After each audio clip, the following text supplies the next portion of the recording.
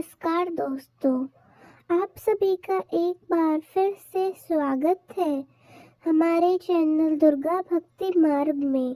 आज मैं आप सभी को सुनाऊंगी माघ माह महात्मा अध्याय 19।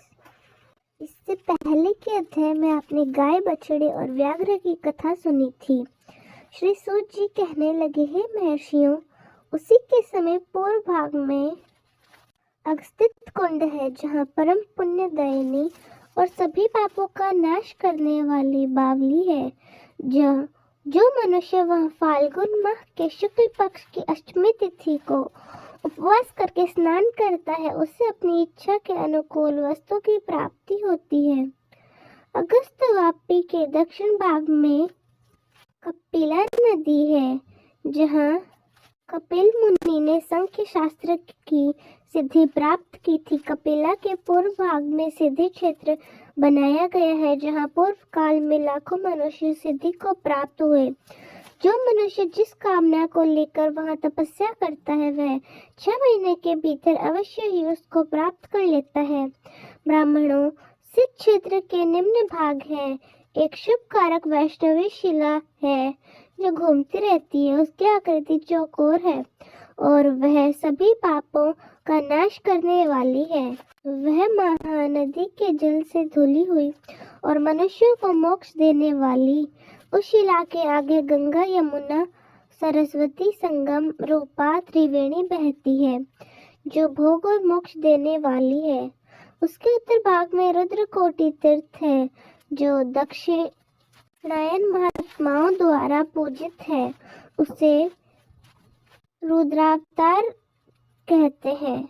जो मनुष्य रुद्रावतार में श्राद्ध करता है, वह उसे पाता है। जहाँ उपवास पूर्वक रात्रि में जागरण करता है, वह इच्छा अनुसार चलने वाले विमान के द्वारा अंत में स्वर्ग को जाता है। वही पूर्व काल में महात्मा राजा नल ने चामुंडा देवी की स्थापना की थी। जो मनुष्य महानवमी के दिन भक्ति पूर्वक चामुंडा देवी का पूजन करता है, वह मनवांछित पदार्थों को प्राप्त करके सनातन पद पा लेता है। बहुत पहले की बात है, वीरसेन के पुत्र नल इस भूमंडल के राजा थे, जो समस्त सद्गुणों से युक्त थे। विदर्भ देश की राजकुमारी दमयंती उनकी प्रतिवत्ता पत्नी थी। एक समय राजा नल ने कलयुग के अवि होकर अपने भाई पुष्कर के साथ जुआ खेला। उसमें वे अपना सारा राज्य हार गए। फिर नल अपनी पत्नी को साथ लेकर घने वन के भीतर चले गए। वहां उन्होंने यह सोचा कि अगर दमयंती राजा भीम के घर चली जाए तो वनवास के कष्ट से मुक्त हो सकती है। इसलिए रात में उसको सोता छोड़कर मैं दूर चला जाऊंगा, जिससे वह साध्वी दमयंती मुझसे अलग होकर कुंडलपुर को चली जाएगी। ऐसा निश्चय करके राजा नल सुख से सोई हुई दमयंती को छोड़कर घने वन में चले गए। प्रातः उठकर दमयंती ने इधर उधर देखना शुरू किया। उसने अपने पास नल को नहीं पाया। तब वह दुख से आतुर होकर वन में करुण स्वर में विलाप करने लगी और धीरे धीरे कुंडलपुर की राह लेकर अपने पिता के राजमहल में जाकर रहने लगी। नल भी उस वन को छोड़कर उस समय दूसरे भारी वन में चले गए।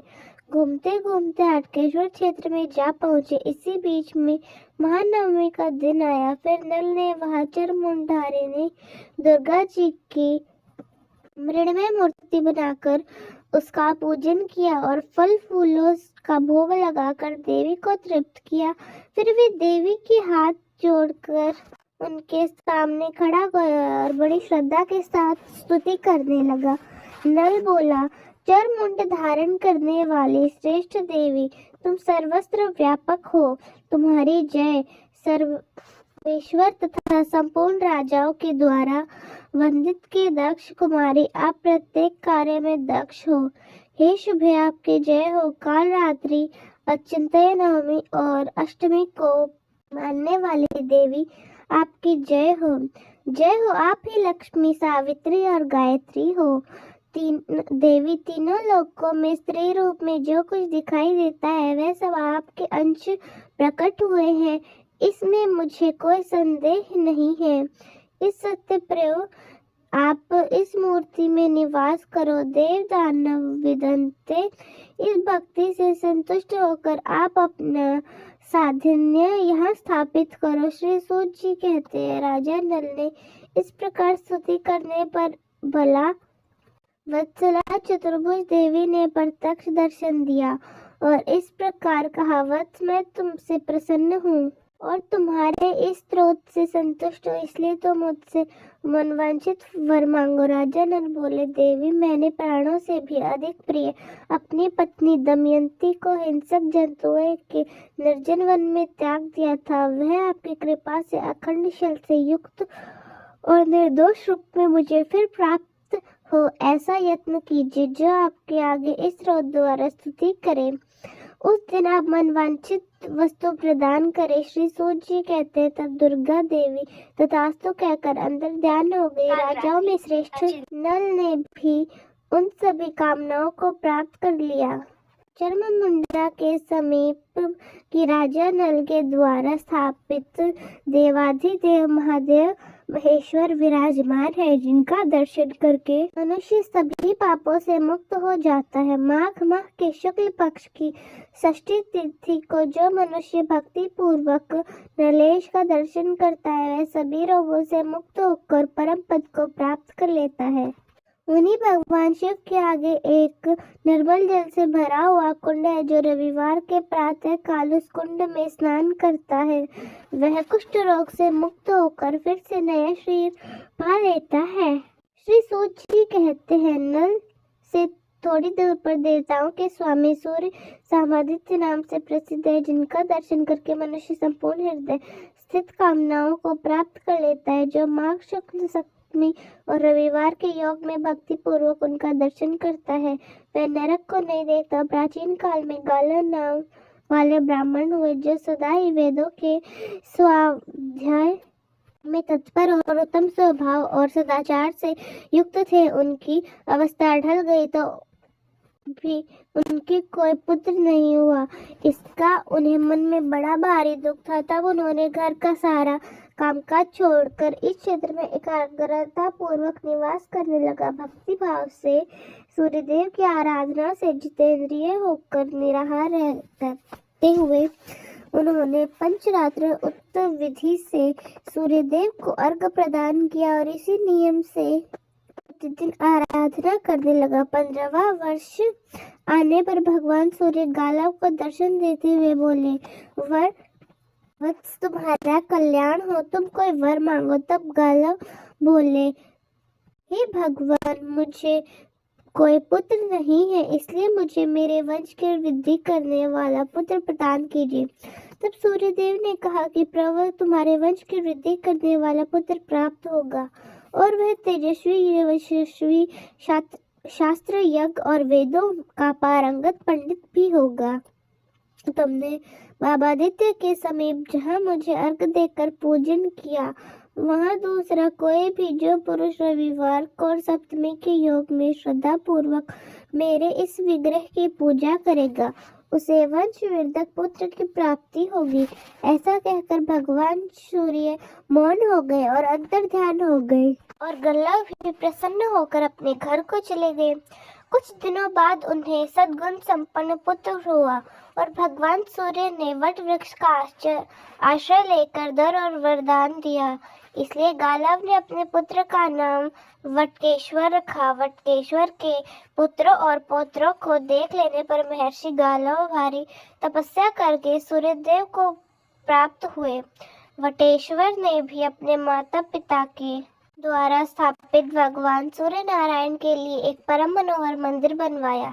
हे ब्राह्मणों, पूर्व काल में महाविदुर ने भी उस क्षेत्र में भगवान श्री सूर्य नारायण, सदाशिव तथा श्री विष्णु का स्थापन किया। जो मनुष्य भक्ति पूर्वक इन तीनों देवताओं का पूजन करेगा, वह उस परम धाम को प्राप्त होगा, जो बड़े बड़े यज्ञों द्वारा भी अत्यंत दुर्लभ है। वहीं पर अर्जुन के द्वारा स्थापित किए हुए सर्व मनोरथदायक भगवान विनायक भी विराजमान है, जो समस्त विघ्नों का नाश करते हैं।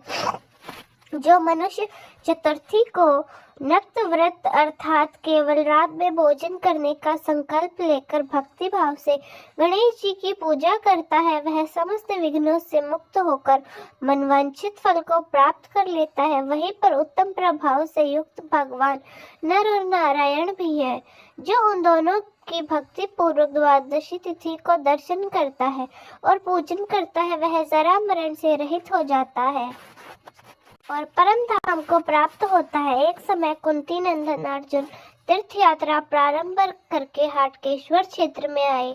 वहां तीर्थ समुदाय से भरे हुए उस पावन क्षेत्र का दर्शन करके उन्होंने मनोहर मंदिर में भगवान सूर्य को स्थापित किया और उन्हीं के आगे नर और नारायण की भी स्थापना की। फिर उत्तम श्रद्धा से युक्त होकर वहां गोवर्धन को स्थापित किया और वहीं देवाधिदेव नरसिंह देव की स्थापना भी की। इस प्रकार 5 देवताओं की स्थापना करके उन्होंने चमत्कारपुर के सभी ब्राह्मणों को बुलवाया, उन्हें बहुत सारा धन देकर फिर भक्ति पूर्वक प्रणाम करके कहा कि मैंने आप सभी रोगों का नाश करने वाले भगवान सूर्यदेव को यहाँ स्थापित किया है। इनकी सेवा आप लोगों को सौंप दी है, इसलिए आपको सदैव इनका चिंतन और पूजन करना है। ब्राह्मण कहने लगे, पांडु नंदन, यह सब आप छोड़कर अपने घर को पधारिए। हम सब लोग आपके श्रेय को बढ़ाने वाला पूजन कर्म सदा करते रहेंगे। तब अर्जुन ने भी प्रसन्नचित होकर उन्हें पुनः बहुत सारा धन दिया और उनसे पूछकर विदा लेकर प्रणाम पूर्वक उस नगर से प्रस्थान किया। श्री सूत जी कहते हैं, ब्राह्मणों, इस प्रकार मैंने तुम्हें राधिस्त्य दुष्प्रभाव की कथा सुनाई। इनको सुनने वालों के पापों का नाश हो जाता है। पूर्व काल में वृक नाम से प्रसिद्ध एक चंद्रवंशी राजा हुए। वे बड़े ही ब्राह्मण भक्त, शरणागत, वत्सल और सर्वलोक हितकारी थे। उनकी पत्नी भी बड़ी ही पतिव्रता थी और समस्त सद्गुण संपन्नों से सुशोभित थी। उन दिनों के चौथे पन में कन्या हुई। राजा ने विद्वान ज्योतिषों को बुलवाकर पूछा कि मेरी यह कन्या कैसी होगी। तब ज्योतिष ब्राह्मण बोले, राजा, सूर्य देव के चित्रा नक्षत्र पर रहते समय सोमवार और चतुर्दशी के योग में जन्म ग्रहण करती है, वह विषकन्या होती है। ऐसी कन्या के साथ जिसका विवाह होता है, वह पुरुष 6 महीने के भीतर अवश्य ही मृत्यु को प्राप्त होता है। वह जिस घर में जन्म लेती है, वह चाहे कुबेर का महल क्यों न हो, उससे 6 महीने के अंदर ही धन रहित कर देती है। इसलिए आप इस पुत्री को वास्तव में विष कन्या है। यह पितृकुल और रशुकुल दोनों का नाश कर देगी। इस कारण आप इसे त्याग कर सुखी हो जाइए। अगर आप हमारे कहे हुए हितकर वचन पर श्रद्धा रखते हैं तो ऐसा ही कीजिए। सुनकर राजा कहने लगे, ब्राह्मणों, मैं इस कन्या को त्याग दूं या घर में रख लूं, दोनों ही दिशाओं में मेरे पूर्व काल से किया हुआ कर्म ही फलीभूत होगा। पहले का शुभ कर्म हो या अशुभ कर्म, उसे मिटाया नहीं जा सकता। इसलिए मैं अपने कर्म को आगे रखकर इस कन्या का कदापि नहीं करूंगा। जिस किसी शरीर के जैसा कर्म करता है, वह उसी शरीर को पुनः सबके फल को भोगता है। अपनी इंद्रियों से पूर्व काल में जो जन्म किया गया है, वह कभी मिट नहीं सकता। उसका फल तो भोगना ही पड़ेगा। बिना किए हुए कर्म का फल अपने सामने ही नहीं आता। इसलिए मेरे सामने जो भी परिणाम आए, मुझे कोई भय नहीं। देहधारी जीव के लिए गर्भ में ही आयु, धर्म, धन, विद्या और मृत्यु, इन 5 वस्तुओं की सृष्टि कर दी जाती है। जैसे वृक्ष और लताओं में फल और फूल अपने समय पर ही आते हैं, समय का उल्लंघन कभी नहीं करते, उसी प्रकार पूर्व जन्म का किया हुआ कर्म भी आप अपने समय का उल्लंघन नहीं कर सकते। नियत समय पर उसका भोग करना ही पड़ता है। कोई भी पुरुष पूर्व शरीर द्वारा किए हुए कर्म को अपने बल और बुद्धि से पलट देने में समर्थ नहीं है।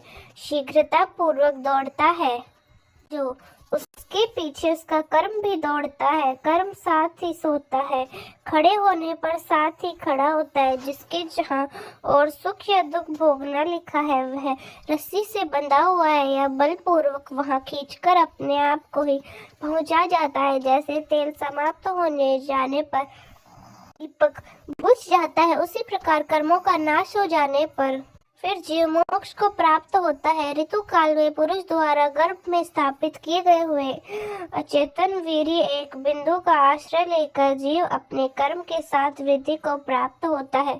जिस उदर में कितने ही अन्न पान डाले जाए नष्ट हो जाते हैं, भक्ष पदार्थ पंच कहा जाता है, वह पड़ा हुआ वह गर्भ क्यों नहीं नष्ट हो जाता। इसलिए लोक में देहधारियों के द्वारा किया हुआ शुभाशुभ कर्म ही सुख दुख के रूप में प्राप्त होता है, ऐसा मेरा निश्चय है। वन में त्यागा हुआ अनाथ बालक भी जीवित रहता है और कई बार घर में पड़े प्यास से बोला प्यासा जाने वाला शिशु भी मृत्यु को प्राप्त होता है। ऐसा निश्चय करके राजा ने ज्योतियों की सलाह देने पर उस विष कन्या को त्यागा नहीं। पिता ने उसका नाम शर्मिष्ठा रख दिया। इस समय क्रोध में भरे हुए राजा के शत्रुओं ने उनके राज्य को सभी ओर से सताना आरंभ कर दिया। तब राजा ने भी चतुरंगी सेना के साथ बाहर निकलने और उन्होंने शत्रुओं के साथ घोर युद्ध किया, जो यमराज के लोग की जनसंख्या बढ़ाने वाला। 10वें दिन राजा वृक को शत्रुओं ने भी उस ओर से घेर कर मार डाला। इनके मर जाने पर शेष सैनिक भय से पीड़ित होकर अपने नगर को भाग गए। समय समस्त पूर्ववासियों ने शोक पारण होकर उस दुष्टा विष कन्या को लक्ष्य करके कठोर वचनों में कहा, इसी पापिन के दोष से राजा की मृत्यु हुई है, इसलिए इसे शीघ्र बांध दिया जाए।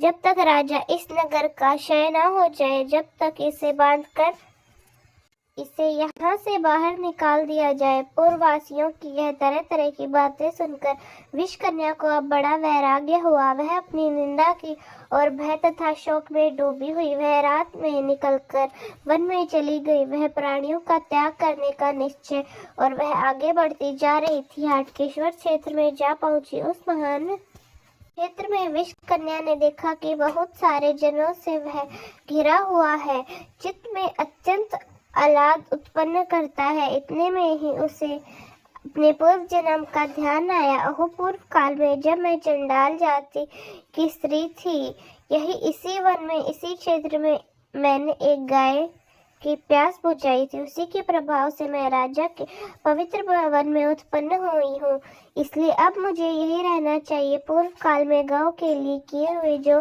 जलदान के महात्मा का विचार करके उसने निर्मल जल से भरे हुए एक सरोवर का निर्माण किया, जो कि समुद्र के समान विस्तृत और मनोहर कमलवन से सुशोभित था। वह बहुत से हंस और वक और चक्रवाक आदि पक्षी सब और रहने लगे।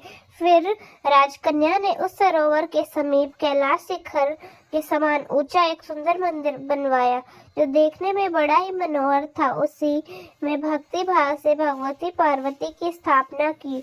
श्रोतवस्त वृत्त का आश्रम लेकर राजकुमारी शर्मिष्ठा ने देवी के आगे बड़ी भारी तपस्या की। तो दोस्तों, कैसा लगा आपको हमारा आज का अध्याय? कमेंट्स में जरूर बताएं। धन्यवाद।